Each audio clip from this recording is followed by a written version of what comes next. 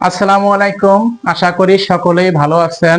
রোগী দেখার জন্য চলে আসছি ঢাকা বিক্রমপুর লোহজন কদমচান আল্লাহর পাগলের দরবারে। আমার পাশে দেখতেছেন একজন মুরব্বী মানুষ, ইনি একজন অসুস্থ রোগী। এখন ওনাকে জিজ্ঞাসা করব উনি কি ধরনের রোগী, তারপরে ওনার চিকিৎসা করার চেষ্টা করব। আসসালামু আলাইকুম। ওয়ালাইকুম সালাম। আপনার পরিচয়টা একটু দেন।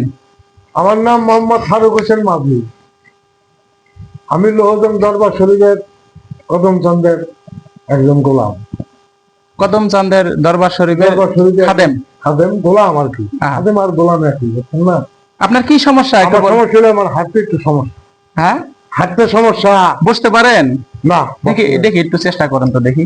আল্লাহর নাম নেই, একটু চেষ্টা করেন তো। না রে বাবা, বসতে পারি না। আচ্ছা আচ্ছা, বুঝতে পারেন না না?